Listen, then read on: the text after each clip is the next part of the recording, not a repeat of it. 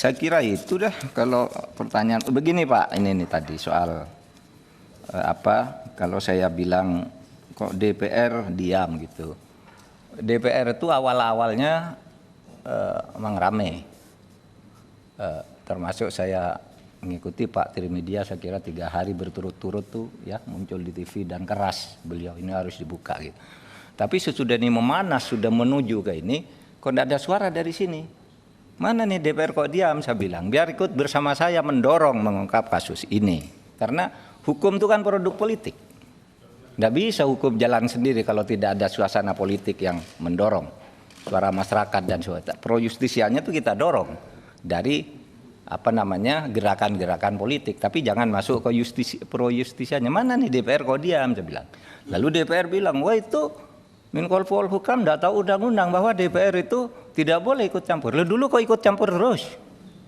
Kasus Brotoseno itu berhasil kan karena DPR yang ngomong. Brotoseno di penjara tiba-tiba jadi polisi lagi. Dan menurut undang-undang tidak boleh. Ribut orang. Lalu DPR ngomong. Katanya karena berjasa. Jasa apa sih yang dibuat oleh seorang koruptor? Nah, kata DPR nih Pak Bambang Pacul. Nah sudah itu Kapolri terus bergerak tuh bersama Kompolnas. Pecat lagi dibuat perkap dulu.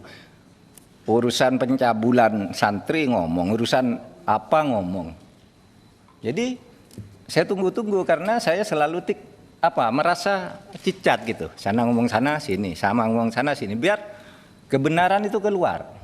Gitu sama Pak dulu ketika saya di MK itu, saya tahu ajudan saya ditarik semua, katanya mau diculik barang bukti rekaman itu.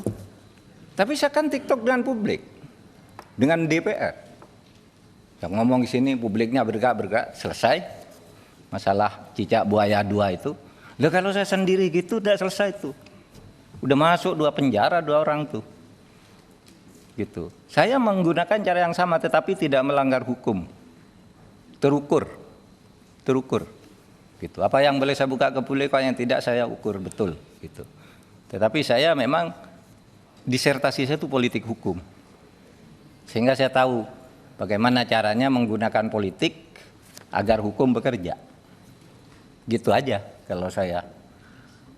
Jadi saya minta maaf untuk hal-hal yang tidak bisa saya jawab, tapi saya nanti akan ketemu, boleh dengan Bapak berdua, kapan kita atur, saya beritahu hal-hal yang tadi ditanyakan gitu. Karena itu duga nanti akan muncul di sidang.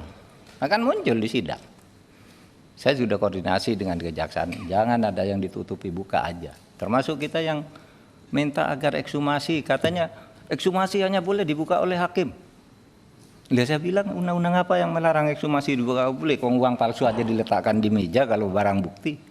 Ekshumasi kalau publik minta buka aja. Yang tidak boleh itu kan kalau ekshumasi atas penyakit, pemeriksaan atas penyakit itu menurut undang-undang tidak boleh. Wah ini kena penyakit menular ini kena HIV dan sebagainya, tidak boleh disiarkan. Tapi ini barang bukti kejahatan. Insya Allah hari ini dibuka tuh ekshumasinya tuh. Hari ini 6 dokter ya, 6 dokter akan membuka dan ini sudah banyak tahu juga. Tidak tahu membuka nanti di sini tidak tahu terserah. Jadi Pak, saya mengucapkan terima kasih kepada semuanya. Saya tidak membuka juga merahasiakan keterangan, ada keterangan yang harus saya rahasiakan, ada juga yang untuk mendorong jalannya pemerintahan lah, jalannya penegakan hukum. Itu Pak. Pak Ketua, sedikit Pak Ketua. 1 menit. Prof, ini terkait dengan pelaksanaan fungsi tugas dan kewenangan Kompolnas. Pasal 3 mengatakan Kompolnas punya tugas untuk melaksanakan fungsi pengawasan fungsional. Kemudian juga pasal 4-nya Kompolnas bertugas membantu Presiden dalam menetapkan arah kebijakan Polri dan memberikan pertimbangan kepada Presiden ya dalam hal-hal tertentu. Pertanyaannya begini, Prof. Sudah ada pendapat Prof. Saya terlepas daripada kalau Prof tidak mau menjelaskan diagram. Padahal dari informasi yang saya ketahui, Prof paham betul ini. Mungkin nggak mau dikasih tahu di umum ya, nggak apa-apa. Ya, Prof katanya paham. Nah, sehingga Prof sampai berpendapat Kerajaan Sambo sangat berkuasa seperti Mabes dalam Mabes. Prof dalam kapasitasnya sebagai Ketua Kompolnas, ya, dalam konteks pemenuhan pasal 4, pemberian pertimbangan, ya kan, kemudian pelaksanaan fungsi pengawasan fungsional, ya. Apa setelah melihat fakta ini, rekomendasi atau pertimbangan apa yang Prof sampaikan kepada Presiden atau kepada kita lah setidaknya, Prof? Terima kasih, Prof. Saya jawab ya, Pak. Tadi Bapak tadi keluar agak lama rupanya. Tadi saya sudah jelaskan, Pak Desmond tadi yang tanya. Itu saya katakan soal gambar-gambar itu saya sudah dapat, tetapi itu bukan dari saya. Saya tidak tahu sama sekali. Yang saya baca kemudian di media itu Pak Teguh yang mengatakan itu ya, Pak Teguh. Tapi kalau orang-orangnya, saya katakan Kerajaan Sambo itu bukan dalam konteks gambar pembagian uang judi itu, bukan. Saya malah tidak tahu yang begitu. Yang saya katakan itu loh, divisi Propam itu 1 bintang 2 kepalanya, lalu di bawahnya itu bironya ada 3 bintang 1, di mana setiap biro ini kalau dia memeriksa produknya harus diputus oleh Pak Sambo. Kalau dia menyelidiki harus Pak Sambo juga. Kalau dia menghukum Pak Sambo juga gitu. Kenapa ini tidak dipisah aja? Kayak kita membuat trias politika itu, yang meriksa dan yang menyelidiki beda dong, yang memutus beda, kira-kira itu. Prof, sedikit. Bisa nggak Pak, supaya jangan bentar, jangan langsung. Sedikit Pak Ketua. Sedikit saja penanya Pak, interupsi. Menambahkan sedikit Pak Ketua. Iya. Interupsi. Bentar, Pak Mahfud, saya bantu Acarya. Dari institusi polisi yang tidak baik-baik saja, itu yang digambarkan Pak Acarya. Rekomendasi apa sebenarnya? Catatan rekomendasinya ada nggak sebagai Kompolnas? Tapi kan ini kan baru nih, kalau soal ini belum, baru keluar 3 hari kan soal chat itu. Ya, ini kan kondisi Sebentar, kepolisian tidak baik-baik saja. Ya, itu yang dipaparkan Pak Acarya ya, Pak Acarya ya. Pak Kedua. Rekomendasi apa saja? Banyak Pak. Nah, Jadi coba, kita rekomendasi habis ini silakan. Rekomendasi kita itu kan ke Presiden. Misalnya ya, kita di Papua itu ada 1 Polres. Ya, ada 1 Polres. Itu menangani 3 atau 4 atau 2 kabupaten. Sementara orangnya sedikit, daerahnya jauh. Kita usul supaya dipenuhi Polres-Polres itu, kemudian pejabatnya, kepolriannya itu sudah disampaikan ke Presiden. Misalnya, bagaimana agar perkara itu tidak bolak-balik, ya, antara kejaksaan dan kepolisian, kita rekomendasikan kepada Presiden. Itu banyak Pak, kita rajin Pak. Tapi yang wasnal, yang pengawasan fungsional kan kita sudah ikut banyak. Tim pembunuhan Jeremia di Papua, itu kan Kompolnas ketuanya. Anggotanya ya polisi ya macam-macam gitu. Kemudian apa itu? Yang orang Jombang pencabulan oleh kiai yang tidak bisa diangkut itu Polnas yang juga mendorong mencari cara agar dia harus diangkut karena ini sudah terdakwa. Soal pelecehan terhadap anak yang sekarang di mana-mana banyak, ya kita masuk Pak yang ke yang begitu itu. Tapi kan kadang-kala tidak tersiar juga. Pak Mahfud, tidak mungkin kita diam. Pak Mahfud, itu rekomendasi ada nggak misalnya dengan kondisi institusi kepolisian yang hari ini tidak baik-baik saja, misalnya beredar balas-membalas kesannya, balas-membalas diagram itu,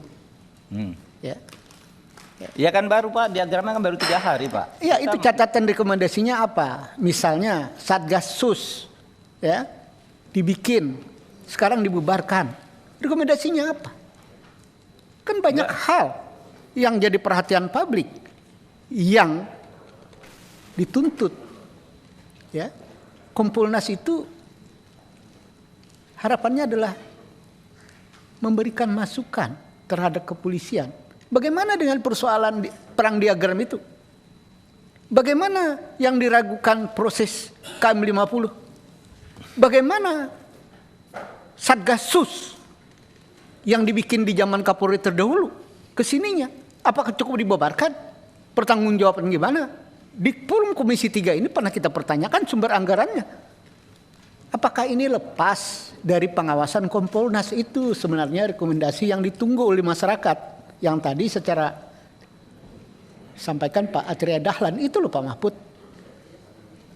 Gimana tuh Pak? Ada nggak rekomendasi seperti itu? Gini Pak, itu diagram yang tunjukkan Pak Arteria itu kan keluarnya tanggal 18. Pak Ketua, Sekarang makanya tanggal saya 22. sedikit Pak Ketua. Mungkin kalau yang di sini Pak Mahfud Pak Desmond ya tadi. bisa belum pendapatnya saya terima lah. Saya langsung aja lah Pak, sebagai Kompolnas Pak Prof. Apa pernah Kompolnas melakukan evaluasi terhadap Satgasus? Nih. Ya, yang dibubarkan itu loh. Apa nggak tahu orang-orang di Satgasus tiba-tiba bisa sekolah?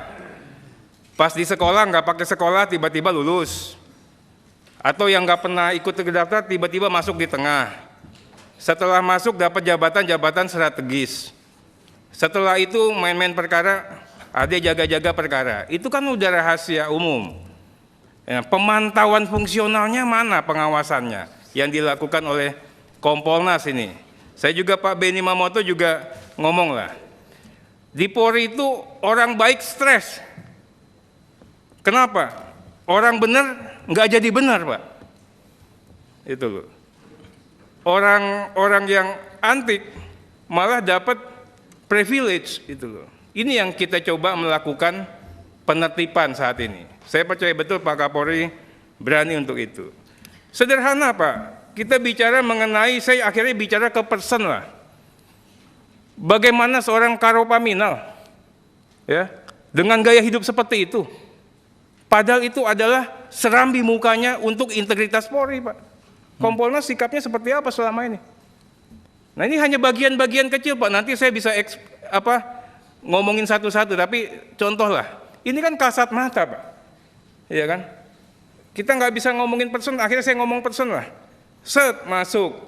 Mobilnya apa? Taruh lagi. Ini udah di luar daripada ya seorang Karo Pak di Mabes Polri. Nah ini halal Pak. Selama ini halal Pak. Nah apa yang dilakukan Kompolnas? Apa yang dilakukan Pak Benny Mamoto? Apalagi di situ kan di dalamnya juga ada yang namanya Pak Tito. Ya, kami minta betul ini dijelaskan lah. Jadi kita bicaranya, Prof yang ajarkan saya, Arteri harus berani untuk berkata benar. Prof yang ngajarin saya ingat betul. Bimbingan Prof itu saya ingat terus. Nah sekarang juga kami ingin Prof sampaikan juga Prof. Kalau memang ini memang harus kita bahas, ini bahas. Jangan sampai ini jadi kanker. Yang stadium 4, kita nggak bisa lagi menyelamatkan Polri.